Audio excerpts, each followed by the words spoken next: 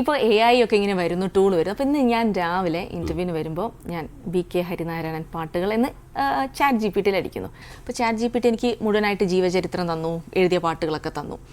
എന്നിട്ട് അതിൻ്റെ ലാസ്റ്റ് ഒരു സജഷൻ, ഹരിനാരായണനെ പോലെ പാട്ടുകൾ വേണമെങ്കിൽ ഞാൻ എഴുതിത്തരാം. അതെ, അപ്പോൾ ഭാവിയിൽ അങ്ങനെ ഹരിനാരായണൻ വേണ്ട, ഞാൻ എഴുതിത്തരാം എന്ന് ചാറ്റ് GPT പറയുന്ന ഒരു കാലത്തെ പറ്റി ആലോചിച്ചിട്ടുണ്ടോ? അത് വരട്ടെന്നേ, അങ്ങനെ ഒരു കാലം വരട്ടെ. ഇനിയിപ്പോൾ അങ്ങനെ ഒരു ചാറ്റ് GPT എഴുതുകയാണെന്ന് വിചാരിക്കുക, എനിക്കും സുഖമല്ലേ, ഞാൻ അതുപോലെ പാട്ട് കൊടുത്തിട്ട് തിരിച്ചവർക്ക് കൊടുത്താൽ മതിയല്ലോ. ഹരിനാരായണനെ പോലെ എഴുതി തരൂ എന്ന് പറഞ്ഞ് കൊടുത്തിട്ട് അതെഴുതി ഓക്കെ ശരിയായില്ല എന്ന് പറഞ്ഞു കഴിഞ്ഞാൽ എനിക്ക് രണ്ടുപേരും തിരുത്തിയിട്ട് എനിക്ക് കൊടുക്കാമല്ലോ. ആ ഒരു സാധ്യതയുണ്ട്, വലിയ സാധ്യതകളാണ്. അപ്പം ഇനി സിനിമയിലേക്ക് തന്നെ വരുമ്പോൾ ഈ സിനിമ എന്ന് പറയുന്നത് ഒരു പ്രത്യേക ഒരു സംഗീതമാണ് അല്ലേ.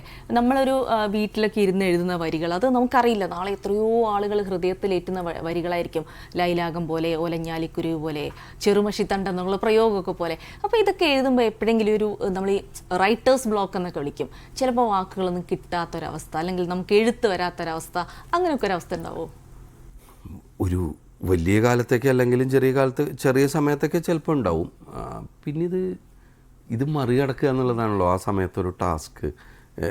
നമ്മൾ ഇതിൻ്റെയൊക്കെ അപ്പുറത്ത് നമ്മളിത് പാട്ടുകൾ ശ്രദ്ധിക്കപ്പെടുമോ, ജനങ്ങളെ ഏറ്റെടുക്കുമോ, പാട്ട് ജീവിക്കുന്നത് ശ്രോതാക്കളുടെ മനസ്സിലാണെന്നൊക്കെ നമ്മൾ പറയുമ്പോഴും നമ്മുടെ മുമ്പിൽ ഒരു സംവിധായകനും സംഗീത സംവിധായകനും തിരക്കഥാകൃത്തും ഉണ്ടായിരിക്കും. ഇവർക്ക് വേണ്ടിയിട്ടാണ് നമ്മൾ പാട്ട് എഴുതുന്നത്. അപ്പോൾ നമ്മൾ കുറേ ഓപ്ഷൻസ്, ഇതിനിപ്പോൾ ശ്രദ്ധിക്കപ്പെട്ടാലും ശ്രദ്ധിക്കപ്പെട്ടില്ലെങ്കിലും ഏറ്റവും പ്രധാനം ഇവർക്ക് അത് വർക്കൗട്ട് ആവുക എന്നുള്ളതാണ്. അതാണ് ഫോക്കസ് കൊടുക്കുന്നത്. അതിന് വേണ്ടിയിട്ട് നമ്മൾ പലതവണ എഴുതലും മാറ്റലും തിരുത്തലും ഒക്കെ വേണ്ടി വരും. നമ്മൾ ആ പ്രോസസ്സ് ചെയ്തുകൊണ്ടിരിക്കുന്നു, ചിലത് വർക്കൗട്ട് ആവും. അപ്പോൾ നമുക്ക് പറയാം ഇത് എന്തുകൊണ്ട് വർക്കൗട്ടായി എന്ന് നമുക്കും പറയാൻ പറ്റില്ല. അതാ ചില കോമ്പിനേഷൻസിൽ അങ്ങനെ. ഇപ്പോൾ സിനിമയുമായി ബന്ധപ്പെട്ടിട്ട് അതാണല്ലോ ഇതിൻ്റെ ഒരു മാജിക്ക്. എന്തുകൊണ്ട് വർക്കൗട്ടായി എന്ന് അറിയുമെങ്കിൽ അത് തന്നെയല്ലേ ചെയ്തുകൊണ്ടിരിക്കുന്നത്, അവരത് തന്നെ ചെയ്യുമല്ലോ. അപ്പം അങ്ങനെ അതും ഈ ഹിറ്റുകൾക്കൊരു നിയതമായ കോംബോ ഒന്നും ഇല്ലല്ലോ.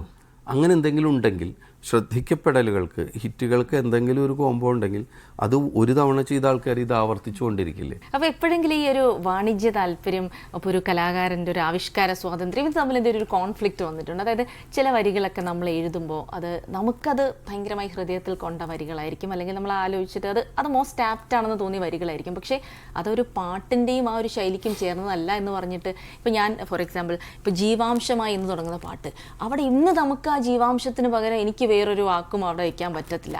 പക്ഷേ അങ്ങനെ എഴുതി തുടങ്ങുമ്പോൾ ജീവാംശം എന്ന് പറഞ്ഞൊരു പാട്ട് തുടങ്ങുന്നതിൽ ഇങ്ങനെ അതൊരു ട്യൂണം ഒന്നും ആവുന്നതിന് മുമ്പേ ആലോചിക്കുമ്പോൾ അതിനകത്ത് എന്തെങ്കിലും ഒരു പന്തികേട് ചിലപ്പോൾ തോന്നിയേക്കാം. പക്ഷേ പാട്ടായി കഴിഞ്ഞപ്പോൾ അതിനകത്ത് മാറ്റേണ്ട ആവശ്യമില്ല, അവിടെ വേറെ വാക്കില്ല അതിന് ആപ്റ്റായിട്ട്. അങ്ങനെ എന്തെങ്കിലും കോൺഫ്ലിക്റ്റ് വന്ന സിറ്റുവേഷൻസ് ഉണ്ടോ? അല്ല, ഇത് രണ്ട് രീതിയിൽ തന്നെ എടുക്കാം. ഇപ്പോൾ ജീവാംശത്തിന് അന്ന് കോൺഫ്ലിക്റ്റ് വന്നിട്ടുണ്ട്. ഞാൻ പല സ്ഥലത്തും പറഞ്ഞതാണ്, ജീവനാംശം എന്ന് അതിൽ കേട്ട ആർക്കോ തോന്നി അത് മാറ്റണം എന്ന് പറഞ്ഞു, അവസാനം അത് ജീവാംശം തന്നെ വന്നു. ഈ ആവിഷ്കാര സ്വാതന്ത്ര്യത്തിൻ്റെ ഒരു കാര്യം പറയുമ്പോഴേ നമുക്കിത് പാട്ട് എഴുതാൻ വരുമ്പോൾ ബോധ്യമുണ്ട്. ഗാനരചന സിനിമയുമായി ബന്ധപ്പെട്ട് ഒരു അപ്ലൈഡ് ആർട്ടല്ല, നമ്മളൊരു കവിത എഴുതുന്ന പോലെയല്ല. അപ്പോൾ അവിടെ ഒരു പരിധിവരെ ഒരു ഗ്രൂപ്പ് സംഘകലയാണ്. പിന്നെ അതൊരു പ്രൊഫഷനാണ്, നമ്മളൊരു തൊഴിലാണ്. അപ്പോൾ നമ്മളൊരു പൈസ വാങ്ങിയിട്ടായിരിക്കും ചെയ്യുന്നത്, അതിൻ്റെ തൊഴിലിൻ്റെ ശമ്പളം. അപ്പോൾ നമ്മളവിടെ ആ സംവിധായകന് വേണ്ടത്, സംഗീത സംവിധായകന് വേണ്ടത് കൊടുക്കുക എന്നുള്ളതാണ് അവിടെ നമ്മളുടെ ഒരു അൾട്ടിമേറ്റ്. നമ്മുടെ ക്രിയേറ്റിവിറ്റിയുടെയും നമ്മുടെ ആവിഷ്കാര സ്വാതന്ത്ര്യത്തിൻ്റെ ഒക്കെ അപ്പുറത്ത് അവിടെ വേണ്ടത് കൊടുക്കുക എന്നുള്ളതാണ്.